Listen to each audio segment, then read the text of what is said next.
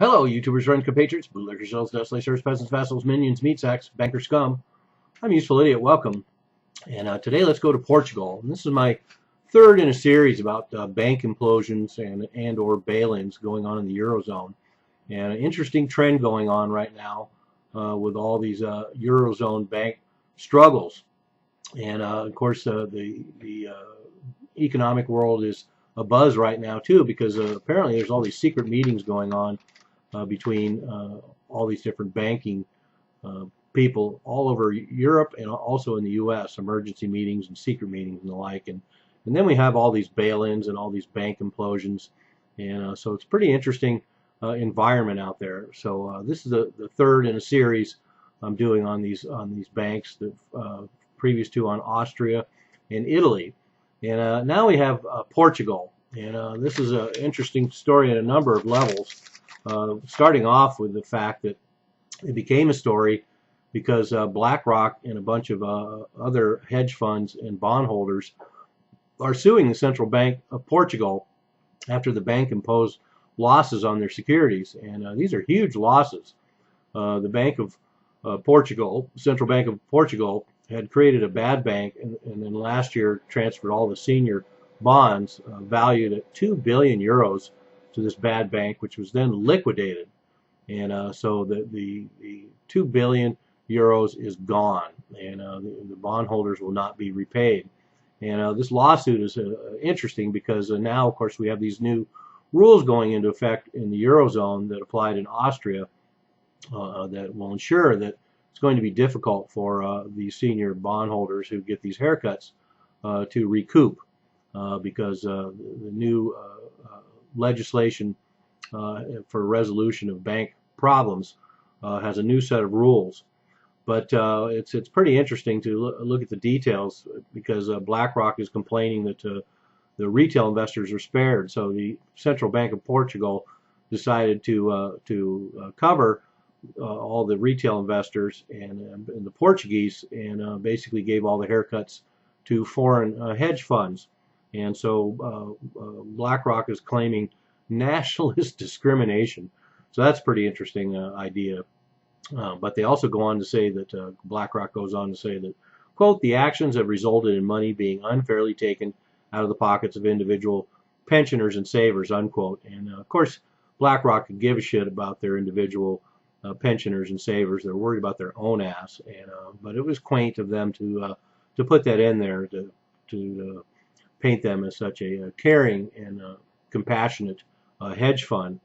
And one of the other things that's complicated about all this stuff going on with Portugal, first is the history leading up to this, because in just beginning of this year, in January, 4 months ago, BlackRock was still saying that it liked Portugal, and from a, quote, fundamental perspective, unquote, they would still invest there. But they also said that investors were wary because, of course, this bail-in had already been announced.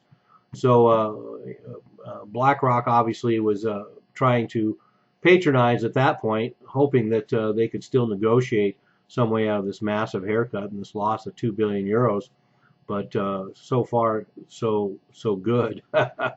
But we also have a lot of exposure in the ECB to these Portuguese losses and bond losses, and so when you heap these situations in Austria and Italy and Portugal on top, we have a lot of deterioration in the ECB balance sheet too. But where this gets interesting to me is looking at the history, because in August of 2014, a year and a half ago or so, we also had a situation where hedge fund investors had holdings written down to zero. So another bail-in that happened in August of 2014, and that was when the Banco Espiritu Santo was folded into the bad bank Novo Banco, the bank that we see now being liquidated and these losses taken. And even back then there was an 85% loss, but at that point a lot of the junior debt was what was written off and not the senior debt. The senior debt was spared back then in that situation, and so the Bank of Portugal, Central Bank of Portugal, is making up for it, not this time with the amazing haircut on 2 billion euros for senior bondholders. So that's a big shift in policy there. And but these bonds that were liquidated during that last bank implosion were all very risky junior debt and securities that had only been created a year or so before that. So these hedge funds, like the ones back then, and certainly these big hedge funds now that are suing the Central Bank of Portugal, they've had a lot of warnings that this was a possibility. So for them to plead that they are victims seems a little disingenuous. And part of this too is that we have this Fed program of zero interest rates, and that's what's encouraging these hedge funds to take these kind of risks. And but it turns out that PIMCO didn't buy in. Back in 2012, they were talking about the risks of these Portuguese bonds, and recognized it right away and didn't jump in with the likes of BlackRock. So some saw it coming and some didn't for whatever reason.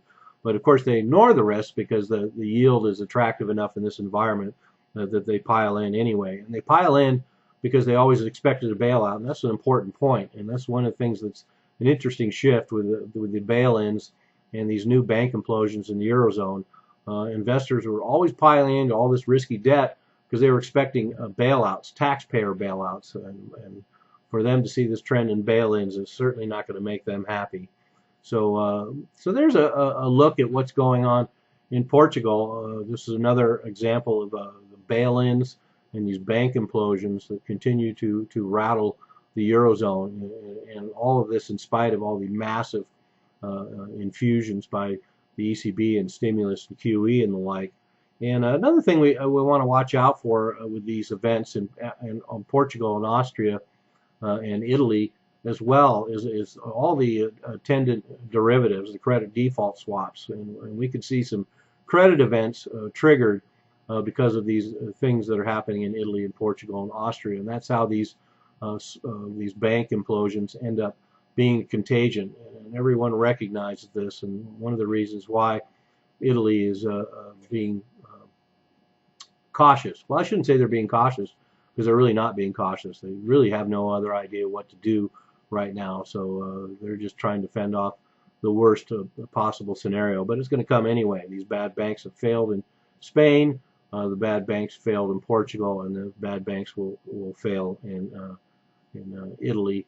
And that's just how it is. So anyway, there you go. All this bank activity going on in the Eurozone, all these bail-ins, we're seeing this trend. And of course, there's going to be a lot more chaos if we start seeing this pattern of more implosions and more bail-ins, and the lack of taxpayer bailouts, sending a message to these people who make these risky investments in places like Portugal. But hey, my hat's off to BlackRock anyway. You got to have a lot of balls to sue a central bank. I'm a useful idiot. Don't you be one too?